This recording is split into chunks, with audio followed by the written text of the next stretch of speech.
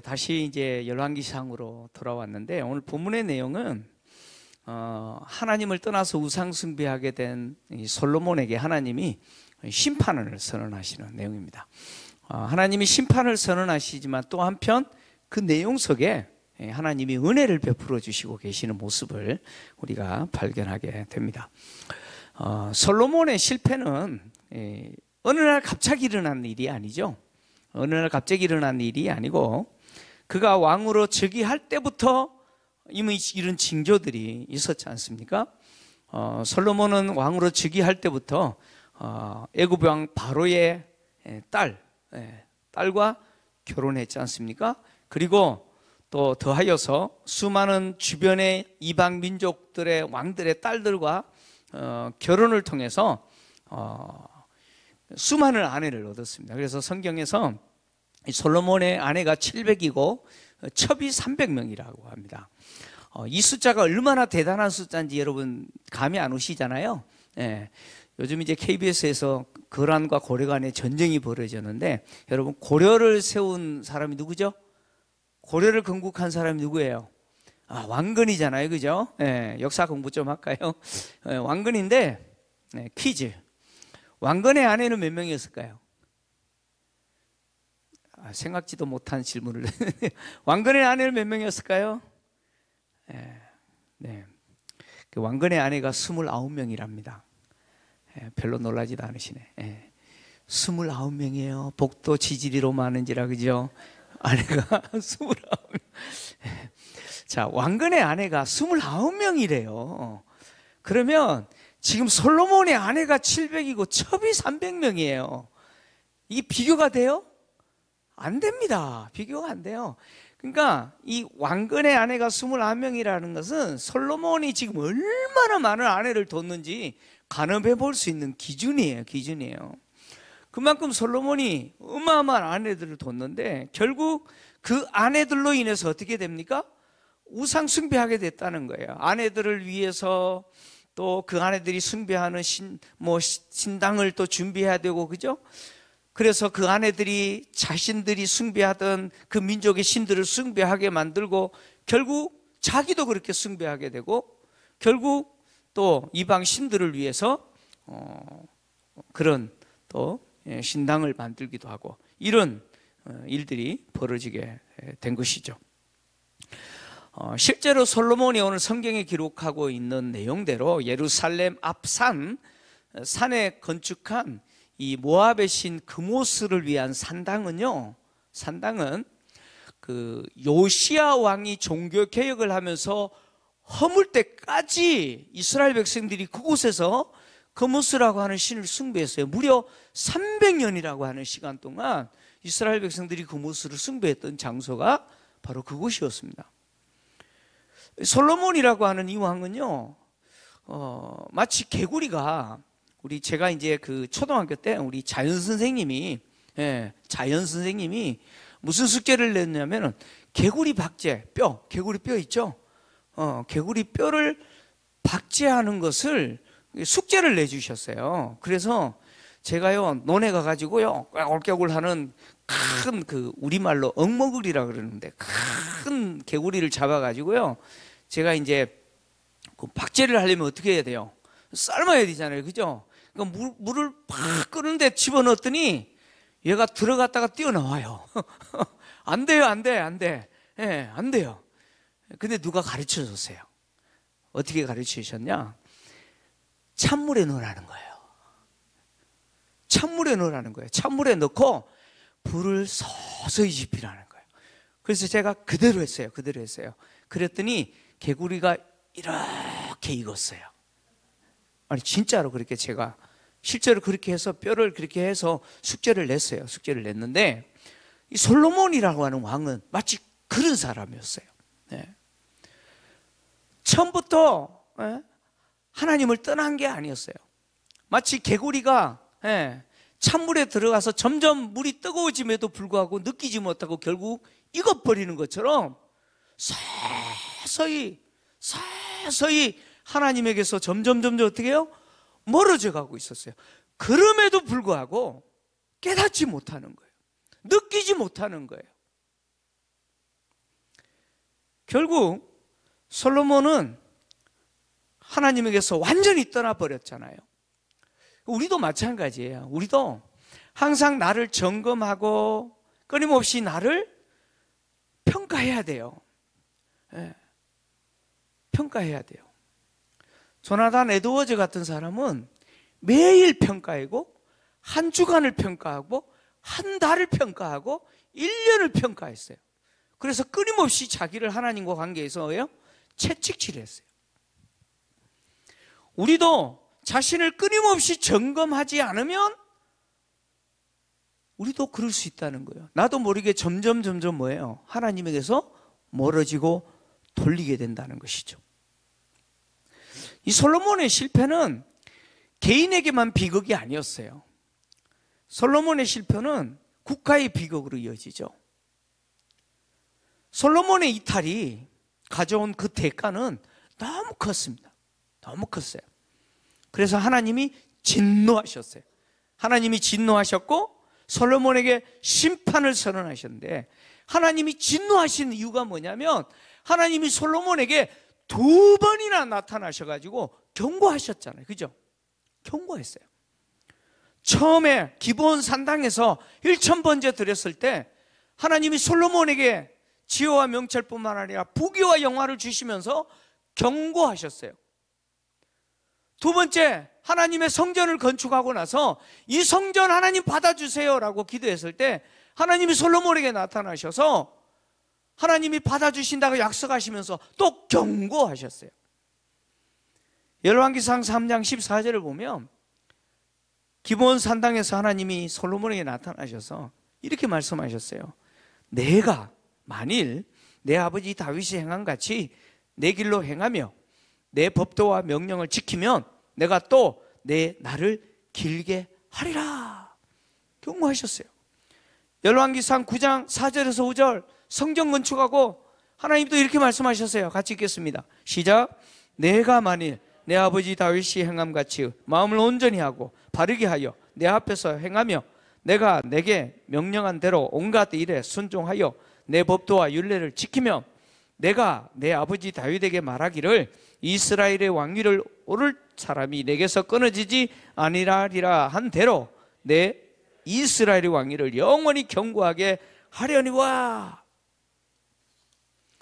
이렇게 2번이나 하나님이 솔로몬에게 나타나셔서 분명히 말씀하시고 경고하셨음에도 불구하고 솔로몬은 그것을 어떻게 했다는 거예요? 무시해버렸다는 거예요. 하나님이 진노하실 만하죠, 그죠? 그래서 하나님이 지금 심판을 선언하시는데 하나님의 심판 선언은 불의하신 게 아니에요. 하나님의 심판 선언은 의로우신 거예요. 하나님은 이미 솔로몬에게 말씀하신 대로 하시는 거예요.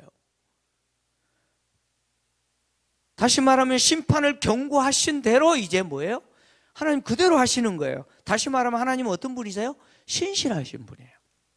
하나님은 불의하신 분이 아니고 신실하신 분이에요. 그래서 당신이 말씀하신 대로 선언하신 대로 그렇게 하시는 거죠. 솔로몬이 이렇게 하나님이 2번이나 나타나셔서 경고하셨음에도 불구하고 결국 하나님을 떠나버린 것은 하나님의 경고에 대해서 가볍게 여기기 때문이에요. 다시 말하면 이것은 하나님을 중히 여기지 않았기 때문이죠. 사무엘상을 보면 하나님이 엘리와 그의 아들들 홈니와 비느하스잖아요. 아들들에 대해서 심판을 선언하실 때 하나님이 하신 말씀이 이 말씀이에요. 사무엘상 2장 30절인데요. 같이 읽겠습니다. 시작. 그러므로 이스라엘의 하나님 나 여호와가 말하노라. 내가 전에 내 집과 내 조상의 집이 내 앞에 영원히 행하리라 하였으나 이제 나 여호와가 말하노니 결단코 그렇게 하지 아니하리라. 나를 존중히 여기는 자를 내가 존중히 여기고 나를 멸시하는 자를 내가 경멸하리라. 아멘. 여기에 존중히 여긴다라고 하는 말이 무겁게 여긴다 그런 이야기예요. 엘리는 자신의 아들인 홈니와 비느하스가 하나님의 전에서, 그러니까 성막이죠. 성막에서 해서는 안 될 일들을 했음에도 불구하고 그것을 어떻게 해요? 그냥 내버려 두셨어요. 하나님께 드려지는 그 제물을 하나님께 드리기 전에 자기가 먼저 어떻게 해요? 자기가 먼저 먹었어요. 성막에서 수정되는 여인을 성폭행하고 이런 일을 저질렀음에도 불구하고 엘리는 그냥 뒀어요. 왜냐하면 엘리는 하나님보다 누가 더 무거운 자였어요? 자기의 아들들을 더 무겁게 여겼다는 거예요.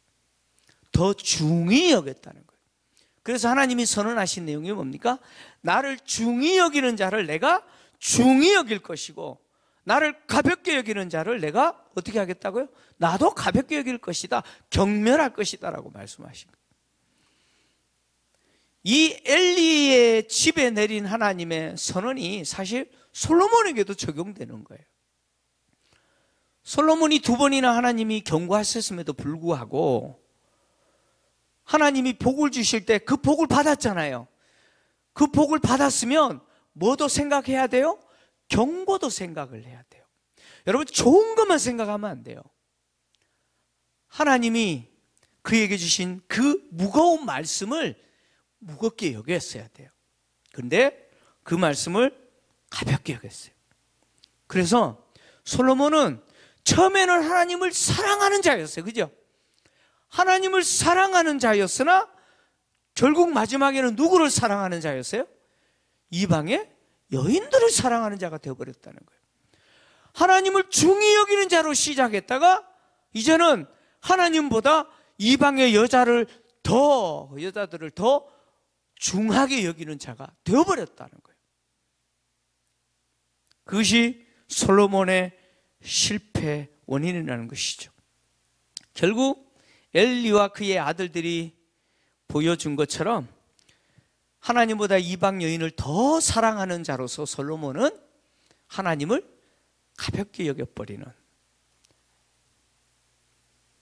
그래서 하나님을 떠나게 된 그런 사람이 되고 말하죠.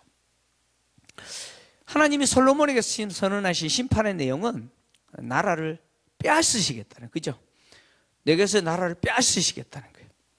이 빼앗아 너의 신하에게 주겠다라고 말씀하셨는데, 이 빼앗다라고 하는 말은 하나님이 주신 나라를 다시 줘, 이리 줘, 다시 빼앗는다, 그런 이야기가 아니에요.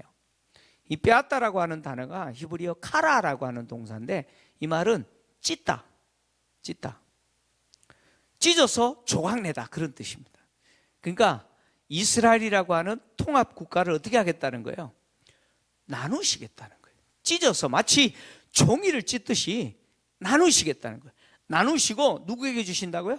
신하에게 주겠다. 여러분, 하나로 있던 나라가, 한 민족이 둘로 나눠진다라고 하는 것이 얼마나 비극인지 우리는 알잖아요. 그죠? 우리는 지금 겪고 있잖아요. 그것이 끊임없이 지금 서로를 적대시하고 또 못 잡아먹어 한다리잖아요. 그죠? 그리고 우리는 이미 이 분열된 하나의 민족이 분열돼서 얼마나 충격적인 비극적인 일들이 일어나는지를 우리는 경험했잖아요. 그죠? 6.25를 통해서 우리는 경험했잖아요. 우리는 이 나라가 찢어진다는 것이 얼마나 아픈지, 무서운 비극인지 우리는 알아요.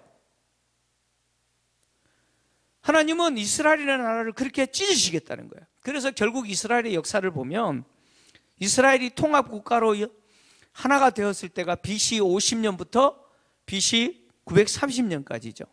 그때까지는 그냥 통합국가였어요. 그러나 BC 930년 지나서부터는 이제는 분열국가로 나눠지는 거죠. 하나님은 하나로 된 이 나라를 찢으시고 솔로몬의 신하에게 주시겠다라고 말했는데, 이건 솔로몬에게 있어서 하나님이 엄청나게 지금 수치를 주시는 표현이에요. 이 신하라고 하는 이 단어가요, 다르게 번역하면 종으로 번역될 수도 있지만 노예로 번역될 수도 있어요. 그러니까 내가 통치하는 나라를 하나님이 찢으시고 그 나라를 누구에게 주시다는 거예요? 나의 노예에게 주시겠다는 거예요. 이것은 나에게 있어서는 어떤 거예요? 너무나 수치스러운 지옥이죠. 내가 통치하는 나라를 누가 가져가는 거예요? 내 노예가 가져간다는 거예요. 근데 하나님이 이렇게 빼앗아서 신하에게 주겠다라고 말씀하셨지만, 이렇게 심판을 선언하셨지만, 그럼에도 불구하고 하나님은 은혜를 드러내십니다. 솔로몬에게 은혜를 베푸시는데, 그 은혜가 뭐냐? 너의 세대에서 하지 않겠다는 거예요. 너의 자녀 때에 하시겠다는 거예요. 그래서 자녀 때에 이 나라를 찢으시고 그 나라를 너희 신하에게 줄 것이다 라고 말씀하시다. 하나님이 솔로몬에게 심판을 선언하셨지만 솔로몬 때에는 하지 않겠다라고 은혜를 선포하신 것은, 솔로몬이 하나님께 성전을 건축했던 그 공로를 하나님이 인정했었기 때문에 아니에요. 성경은 전혀 그렇게 말하지 않습니다. 솔로몬이 하나님의 전을 건축하는 공로가 있잖아요, 그죠? 얼마나 대단한 일을 했습니까? 근데 사람이 손으로 지은 성전 건축 때문에 하나님이 감동하시고 막 그러지 않으신다는 거예요. 하나님. 고대 민족들이 그들이 숭배하는 신을 위해서 신전을 건축할 때는 그 신전 건축을 통해서 자신들이 숭배하는 그 신이 기뻐하기를 바라잖아요, 그죠? 그 신을 기쁘게 하기 위해서 신전을 건축하는 거예요. 근데 이스라엘이 성전을 건축한 것은, 솔로몬이 성전을 건축한 것은 하나님을 기쁘시게 하는 게 아니다. 그것은 하나님과 관계를 설정하는 것이지, 그것이 하나님을 기쁘시게 하는 것이 아니라는 거야. 성전만 건축해 놓으면 하나님이 기뻐하신다. 이스라엘 백성들은 그렇게 생각했어요. 그래서 성전이 있는 예루살렘은 절대 안 망한다. 그것이 이스라엘 백성들. 성전만 건축해 놓고 멋대로 자기 마음대로 사는 거예요. 하나님은 그런 분이 아니죠.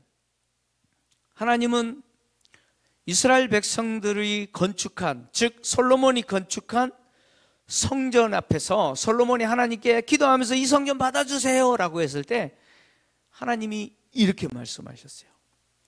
열왕기상 9장 6절에서 9절을 보면 하나님이 이렇게 말씀하셨어요. 만일 너희나 너희 자손이 아주 돌아서서 나를 따르지 아니하며 내가 너희 앞에 둔 나의 계명과 법도를 지키지 아니하고 가서 다른 신을 섬겨 그것을 경배하면 내가 이스라엘을 내가 그들에게 준 땅에서 끊어버릴 것이요, 내 이름을 위하여 내가 거룩하게 구별한 이 성전이라도 내 앞에서 던져버리리니 이스라엘은 모든 민족 가운데서 속담거리와 이야기거리가 될 것이며, 이 성전이 높을지라도 지나가는 자마다 놀라며 비웃어 이르되 여호와께서 무슨 까닭으로 이 땅과 이 성전에 이같이 행하셨는고 하면 9절같이 읽습니다. 시작. 대답하기를 그들이 그들의 조상들을 애굽 땅에서 인도하여 내신 그들의 하나님 여호와를 버리고 다른 신을 따라가서 그를 경배하여 섬김으로 여호와께서 이 모든 재앙을 그들에게 내리심이라 하리라 하셨더라. 아멘. 하나님 이렇게 말씀하셨어요. 하나님이 솔로몬에게 말씀하신 것은 성전 지어놓고 네 마음대로 살아도 된다, 그게 아니었어요. 하나님이 솔로몬에게 말씀하신 것은, 신앙이라고 하는 것은 항상 현재형이어야 된다는 거예요. 신앙은 현재형이어야 된다는 거예요. 과거에 내가 성전 건축했다고 지금 내가 하나님과 관계에서 멀어지고 하나님을 떠나버리면 그것은 뭐예요? 그것은 불행이라는 거예요. 과거에 내가 하나님을 위해서 대단한 일을 했다 할지라도 현재 하나님 앞에 바로 서 있지 않으면 과거에 대단한 일을 한 그것이 의미가 없다, 그런 이야기죠. 과거에 내가 믿음이 얼마나 좋았는지 모른다, 그거 우려먹고 사시는 분이 있잖아요. 과거에 내가 하나님께 헌신했던 거, 그거 굉장히 귀한 거잖아요, 그죠? 그 나의 삶과 신앙의 유산 아닙니까? 근데 더 중요한 게 뭐예요? 현재라는 거예요. 그 과거가 현재 나로 하여금 더 하나님께 가까이 가는 자로, 더 하나님과 친밀한 관계를 나누는 자로, 하나님 앞에 바로 서 있는 자로 있게 했을 때, 그 그것이 의미가 있고 가치가 있는 거죠. 신앙은 현재형이어야 됩니다. 현재형이에요. 지금 내가 어떤 모습이냐는 거예요.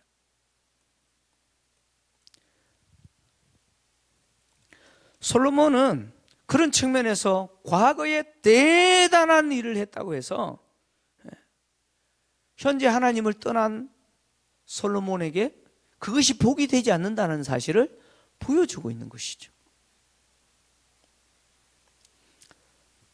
하나님이 솔로몬에게 그럼에도 불구하고 너의 때에 하지 않고 너의 자녀 때에 하겠다라고 말씀하신 것은 누구 때문이냐? 솔로몬의 공로가 아니고 그의 아버지 다윗이 하나님 앞에 신실했기 때문이죠. 그래서 하나님이 다윗과 맺은 그 언약의 근거에서 너의 때는 하지 않겠다는 거예요. 그리고 너의 자녀 때에 할 것인데 그것도 다 주시지 않겠다는 거예요. 나라를 다 너의 신하에게 주지 않고 내가 택한 예루살렘과 그리고 또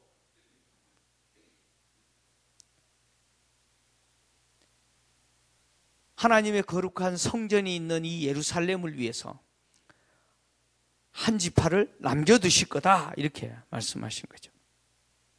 하나님이 다윗과 맺은 언약은 무엇이었죠? 앞에서 이야기했던 것처럼 왕위에 오를 자를 끊어지지 않게 하시겠다는 거예요. 왕위에 오를 자를 끊어지지 않게 하시겠다라고 하는 그 약속 때문에 하나님은 어떻게 하시는 거예요? 다 빼앗지 않으시는 거예요. 한 지파를 남겨두시겠다는 거예요. 특히 예루살렘을 누구에게 주시겠다고요? 너의 아들에게 예루살렘을 남기겠다. 그리고 한 지파를 남기겠다라고 말씀하신 것이죠.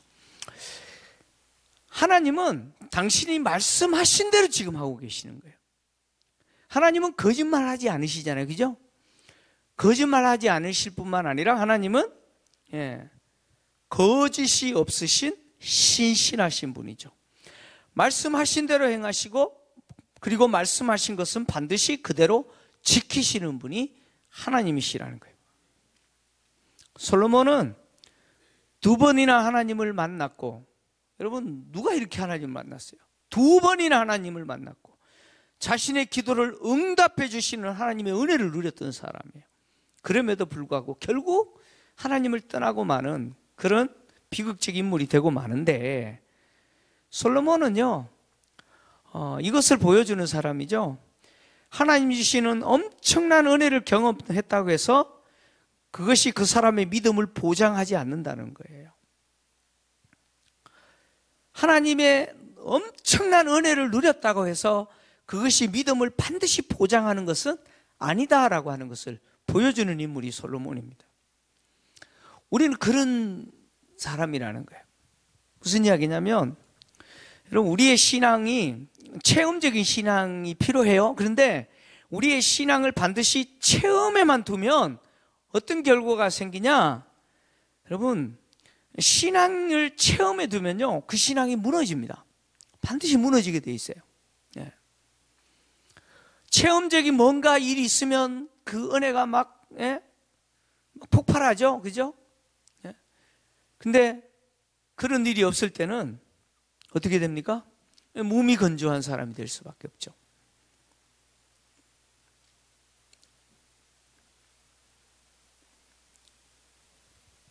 우리의 신앙을 항상 어디에 둬야 되냐면 말씀에 둬야 돼요. 말씀에 둬야 돼요. 근데 우리가 알다시피 우리는 솔로몬처럼 우리도 얼마나 연약한 존재인지 몰라요. 그죠? 여기 계신 분 가운데 과거에 은혜 받지 못한 분이 계세요? 다 은혜 받으셨잖아요. 그죠? 과거에 하나님 주신 은혜에 감격해보지 못하신 분 계세요? 다 감격하셨잖아요. 그죠? 다 그런 경험 있잖아요. 그죠? 근데 지금은요, 지금 더 놀라운 은혜로 감격하시는 분이 있어요. 계셔요. 근데 많은 경우, 저를 비롯하여 많은 경우 과거에 그 어마어마한 은혜를 누렸음에도 불구하고 지금 나의 모습을 보면 메말라 있는 모습을 볼 때가 있어요. 그죠? 하나님과 관계에서 약간 비뚤어진 모습을 볼 때가 있어요. 있어요. 그건 뭘 이야기하냐면 우리는 그런 연약한 존재라는 거예요. 내가 의지로 내 믿음을 견고하게 세워야 된다고 세워지는 게 아니라는 것이죠. 나도 모르게 점점 하나님에게서 벗어나는 나의 모습을 내가 끊임없이 이렇게 교정하지 않으면 나는 어떻게 돼요? 나의 신앙이 자꾸 풀린다는 거예요. 제가 피아노 조율사 출신이잖아요. 그죠? 피아노 조율사 출신인데, 피아노는요, 어떤 분은 그래요. 목사님, 피아노 이거 사가지고요, 한 번도 안 쳤어요. 안 쳤어요. 사기만 했지, 안 쳤어요. 몇 년 됐어요? 2년 됐어요. 피아노를 사서 2년 동안 한 번도 안 쳤어요. 그러면 음이 떨어졌을까요? 안 떨어졌을까요? 안 쳤는데요? 음이 다 떨어졌어요. 엉망이 돼요. 띵띵 그리고 그래요. 안 쳤다가 안 떨어지는 게 아니에요. 시간이 지나면 다 떨어져요. 그래서 6개월에 한 번, 3개월에 한 번, 매일 치는 분들은 뭐 자주 조율을 해야겠죠. 우리 신앙도 똑같다는 거예요. 끊임없이 뭘 해줘야 돼요? 조율을 해줘야 돼요. 조율을 해줘야 돼요. 나의 삶의 영역에 있어서 하나님과 관계가 삐뚤어진 부분들이 있으면 어떻게 해야 돼요? 다시 바로 해야 돼요. 바로 해야 돼요. 바로 해야 돼요. 그래서 끊임없이 하나님과 관계에서 바로 세워야 되는데 그게 내 힘대로 안 된다는 거예요. 내 힘대로 안 된다. 그래서 누가 오셨어요? 주님이 오신 거예요. 그럼 성탄절은 그래서 있는 거예요. 우리의 연약함을 도와주시기 위해서 주님이 오신 거예요. 주님이 오셔서 우리의 이 죄 문제 해결해 주실 뿐만 아니라 우리로 하여금 이 하나님과 관계에서 삐뚤어지고 자꾸 하나님에게서 멀어지게 하는 우리의 이 악한 본성들, 이 타락한 본성, 이 사악한 본성, 이 본성대로 살지 않도록 끊임없이 나로 하여금 하나님과 관계에서 바로 세울 수 있도록 누구를 보내셨느냐? 성령을 보내신 거예요. 그래서 예수님이 제자들에게요, 요한복음 14장 이후 부분 16장까지 내용을 쭉 보시면요, 보혜사 성령에 대한 이야기예요. 성령을 보내시겠다라고 말씀하시면서 주님이 하신 말씀이 내가 가는 게 더 유익하다는 거예요. 내가 제자들을 떠나는 게 더 유익하다는 거예요. 제자들은 지금 예수님이 당신들을 떠날까 봐 지금 조마조마하고 있는데 예수님은 떠나는 게 더 낫다는 거예요. 왜요? 떠나야 누가 오신다고요? 보혜사가 오실 거예요. 보혜사가 오셔가지고 너희를 어디로 이끌어가요? 진리로 이끌어갈 거라는 거예요. 주님이 오셔서 우리를 위해서 성령을 보내주신 이유는 뭐냐면 더 이상 우리 힘으로 우리의 인생 세우고 우리 힘으로 신앙생활 하지 말라고. 성령이 내게 오셔서 나로 하여금 하나님과 관계를 항상 바로 세우도록 나를 돕는 자로서의 역할, 보혜사의 역할을 감당하시는 거죠. 그래서 우리로 하여금 하나님과 관계에서 바로 세우도록 내 안에 오신 성령이 그 역할을 하시는 것이죠. 믿으십니까? 그래서 우리의 신앙은 항상 어디에 세워야 되냐면 체험에 우리의 신앙을 세우는 것이 아니에요. 체험적인 신앙도 굉장히 중요하고 신앙생활할 때 체험도 굉장히 중요하지만 더 중요한 것은 혹 내가 신앙생활하는데 어떤 체험도 없다 할지라도 내 신앙을 어디 세우냐? 하나님의 진리의 말씀에 세우세요. 말씀에 내 신앙을 세워야 돼요. 그 하나님의 말씀을 무겁게 여기고 매일매일 나의 삶에 그 말씀을 순종하려고 몸부림칠 때 그 사람은 진짜 복이 있는 거예요. 여러분, 말씀에 순종하는 것도 내 힘으로 안 되잖아요. 그죠? 누가 도와주셔야 돼요? 여러분, 성령이 도와주셔야 돼요. 내 안에 계신 성령이 나를 도와주셔야 돼요. 그래서 내가 하나님의 말씀을 듣고 그 말씀에 순종하는 삶을 살도록 나를 도와주시고 이끌어가 주셔야 되는 것이죠. 사실 신앙생활하면서 가장 큰 복은 뭐냐면 죽었다 살아나는 경험하는 것도 아니에요. 산을 옮길 만한 뭐 대단한 일을 내가 경험하는 것도 아니에요. 뭐 그런 거 하시는 것도 괜찮아요. 그죠? 네. 근데 진짜 복은 뭐냐면 내가 매일 아침에 눈을 떠서 하나님의 말씀을 읽고 그리고 그 하루 동안 그 읽은 말씀 내에 순종하면서 사는 것, 그게 뭐예요? 그게 진짜 복이라는 거예요. 할렐루야. 여러분, 그게 진짜 사실은 뭐냐면 그게 기적이에요. 기적이에요. 말씀에 순종하면서 사는 게 쉽겠어요? 말씀에 순종하지 않으면서 사는 게 쉽겠어요? 대답하지 않으시는 거 보니까 말씀에 순종하지 않으면서 사는 게 쉽다라고 생각하는 것 같아요. 맞아요. 우리는 그런 존재예요. 말씀에 순종하면서 사는 것이 얼마나 어려운지 몰라요. 근데 그것을 내가 매일 아침에 눈을 떠서 말씀을 읽고 그 말씀에 순종하면서 산다라는 것이 그게 뭐예요? 그게 기적이라는 거예요. 그게 하나님의 은혜라는 거예요. 그것이 주님이 오신 목적이라는 거예요. 여러분, 주님이 오시지 않았다면 우리는 그렇게 살 수도 없는 존재예요. 근데 주님이 우리를 위해서 오셨고 죽어주셨고 성령을 우리 가운데 보내주셨기 때문에 우리가 비로소 하나님의 말씀에 순종하면서 사는 자격도 되고 또 실력도 되도록 그렇게 하신 것이죠. 완전히 새롭게 거듭나게 하신 것이죠. 성탄을 앞두고 여러분, 솔로몬의 모습을 보면서 누구를 보셔야 되냐면 우리의 옛 모습을 보셔야 돼요. 여러분, 솔로몬을 보시면서 누구를 보라고요? 나의 옛 모습을 보셔야 돼요. 나의 옛 모습 똑같아요. 근데 그런 솔로몬과 같은 옛 모습을 그냥 두시지 아니하시고 우리를 완전히 바꿔놓으신 분이 예수 그리스도 아닙니까?